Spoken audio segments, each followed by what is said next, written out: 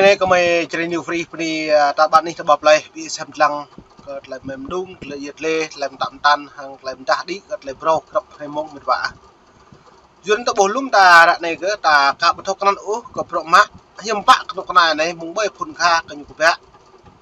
lẻ pro cái nhủ dưa cất nhu hàng mỹ lại đùm đã ra lâu đi máu cái ta lấy hil nách lê tướng bộ ngạn bộ lạc nào đấy mọi chạy tương vào cũng nuôi nắn mày độ này mệt vả mày bò mò từ thêm mong ô gặp lại xem lăng lệ đấy dọn bè chiến lược nhị giàu chính trị hàng cái lại kinh tế xã hội văn minh lệ công bằng bên là này bao nhiêu việc nắn ngoại trưởng mỹ nắn là bộ hồn Zokri này bả nhu đâm đã là lo pro cất nhu ngạ lệ trong đáng công sản hiếm nhiều nắn cái mày mò yết lệ bẹ lệ là chôn từ các buồn sang đi ra ta mực gật lại nhập vật cầu điều vật cầm mày bên này nên mày học luôn lo mày pani bị bảng yang buồn sang bên ít mồi tươm đạm nít mông cái xem lăng cầm mày đa này mày trội chích nít á mày trội này lại một ta cất ôi zoom lắm gật làm đa mệt vả mày còn năng lại đa lại so sát giòn bị pet nhưng bạ giòn nghẹn nạ buồn sang nhưng nịch giòn nhưng bay nhún đom plư cái đằng mi đồ lệ lưu cái nhiều nó là cầm mày bread ít hơn lăng buộc viên thầu các lạnh lấy giòn này lại lâu tới nhiều gì đây do có trọng cái phố có mấy phố lê vật vi phạm đang trong buồn sáng đá dạ này tôi lại nạp tôi trang mang tôi chọc hè nạp với bà đợt này vật tôi có mỹ từ đông đến nào đã gọi vì đã cắt lại so sát giòn này xăm mất lời này nhiều cam bố mô hụi lê cán thầu tuần lệ dưới những bấy vừa ta rẽ này lại nhiều khẩm nhọc về nữa đồng lâu mệt vả mệt nỉ ít sao vậy xem lăng mày tạm tan hoặc là dịch lên đấy cơ loại như ngoại trưởng Mỹ và chủ nghĩa cộng sản Việt Nam như cộng sản ở Việt Nam thì bại như vậy này mềm tạm vậy là dịch lên này. Ngoại trưởng Mỹ John Kerry gần đây nhắc tới sự trỗi dậy của chủ nghĩa tư bản, phần nào lấn át chủ nghĩa cộng sản ở Việt Nam, gây ra nhiều tranh luận. Mới nhất trong khi tiếp ông Đinh Thế Huynh, Ủy viên Bộ Chính trị, Thường trực Ban Bí thư Đảng Cộng sản Việt Nam hôm 25 tháng 10, nhà ngoại giao hàng đầu của Mỹ nói, xin trích, người dân Việt Nam đang chứng kiến một cuộc cách mạng kinh tế đáng chú ý. Họ đang thực thi một nỗ lực kinh tế tuyệt vời, một nỗ lực theo kiểu tư bản. Đó là một trong những quốc gia phát triển nhanh nhất trong khu vực. Trước đó, hôm 10 tháng 10,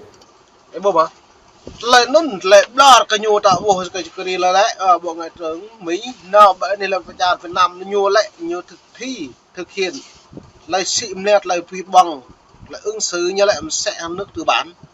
nhu lại công sản nó lại công sản xung vào cho đút sản phẩm nhẹ như là mẫu như dấu chủ nghĩa mẫu tư bản lấy như lại sản phẩm nó ta tiếp hàng ta nhu tạo bộ này là buồn sang đầy ga vật cái dần hàng này lại như mẫu tư bản mà tôi đã buộc lại thầu bình yên mệt vả riêng đặc biệt đáng cộng sản Việt Nam bộ mẫu tư bản Việt Nam ra này là độc quyền độc tài như bộ mẫu việc đã buồn sang hư sang đàn là tiếp úc ý nào chứ lần nhiều nào ai lần nhiều phí bằng trọng cất trọng như đồng thoại phí bằng lệ từng lại phải học nặng buồn sang bộ mẫu nó ra này rằng ta buộc ra này lại mống ní vật lon lại nhung nhặn bị pẹt nặng nuôi buồn sang tạo mẫu như độc quyền độc tài bộ phim nặng buồn sang hẹp nó nhu đôi tùy hẹp từ nhu ấy thêm dây là nhu thì cứ nặng buồn sang một tùy lên tiếng lên án thì nhu sẽ nó mới cái chôn green phải hẹp là dịch lệ bởi pull nó bốn cúm mà rộng ta rồi lấy từ nước huynh nó lại ta là dịch lệ này người xem mực cật lấy rồi. Phát biểu tại một hội thảo về Internet ở tiểu bang California, Mỹ, ông Kerry cũng đề cập tới chủ nghĩa cộng sản ở Việt Nam. Ngoại trưởng Mỹ nói, xin trích, tôi đã từng chiến đấu tại Việt Nam để ngăn nơi này biến thành cộng sản. Hơn 58.000 người đã bỏ mạng. Cái John Green lệ rồi về có trở lại tiếp của nhiều màu nhẹ linh han nhiều lạ vậy nên làm chả Việt Nam màu kiểng hị như giáo chủ nghĩa đảng cộng sản Việt Nam màu mè vào span chỗ dày lụt bởi này làm chả Việt Nam vừa lại lạ được vừa lại phi bằng tua phê phái đáng có trở lại như giáo dân Bắc dân Nam chưa cái nhấp là duyên nam như tôi cặp nọ như dấu Mỹ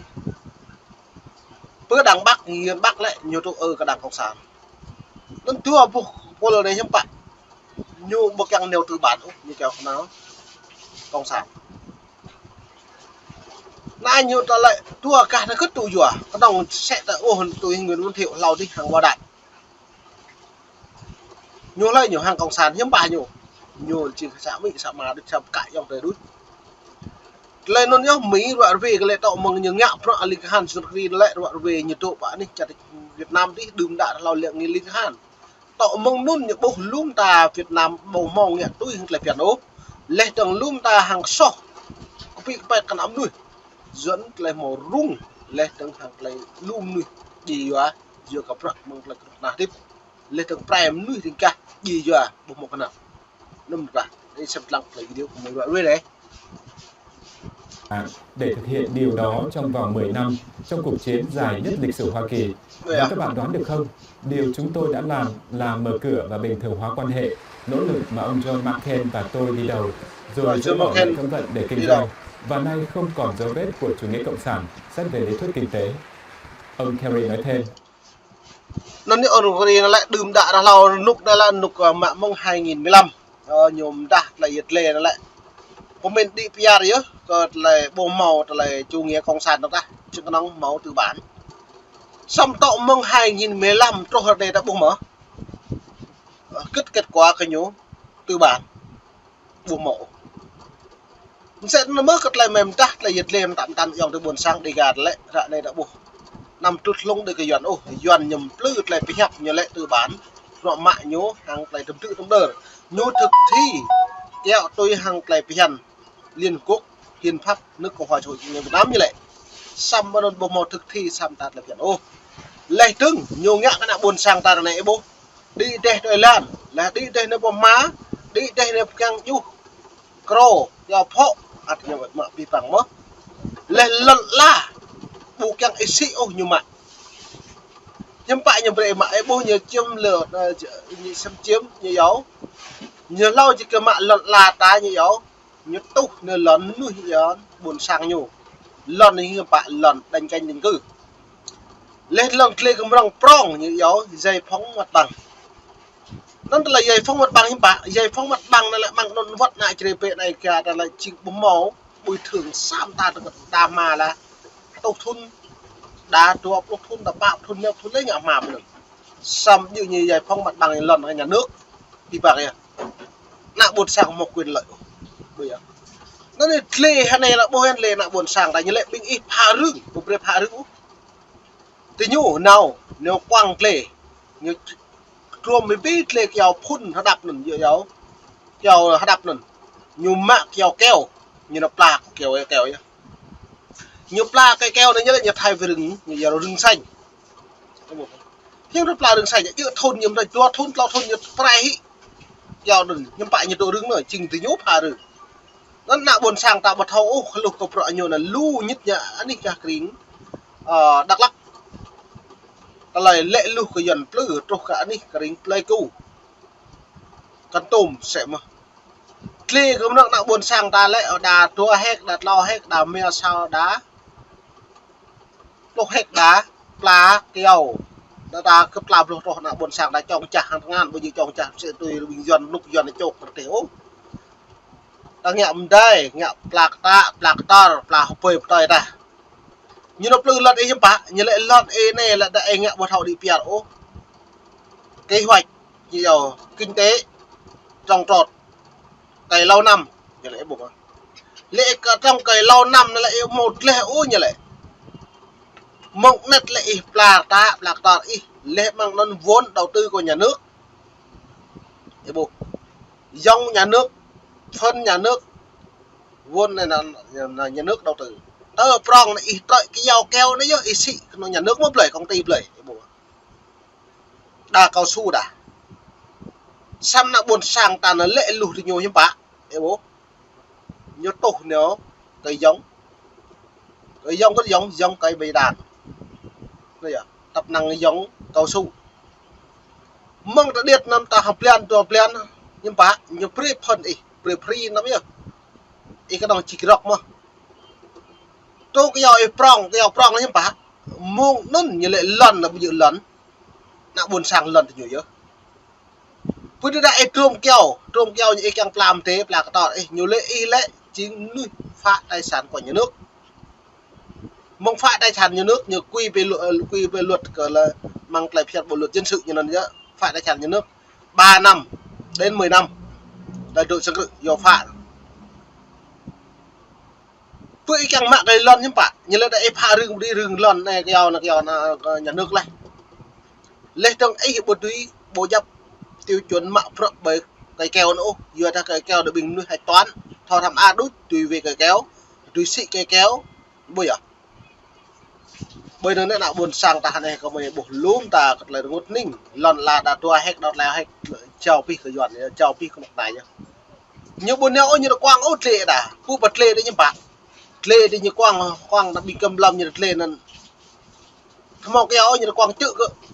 tập năng kéo như mại chi hay là kéo như bò pi kéo này như nó quang chữ bữa nào buồn sang nó nghe mai lệ cả kiếm lâm nhà nước bảo vệ như vậy thế là bảo vệ vậy cái dao mau lệ nó mẫu cái buổi á sam nhu em bá nhu ngạo mà tươi nó nế là bình tập bồn mạo nọ nhông trong bộ cái đáng cái nhiều lệ đài như chí áp đặt trung ương xã huyện tỉnh như về 5 triệu 10 triệu như tùy ngại 20 hết 30 hết tùy rồi như quản bữa nào buồn sang đó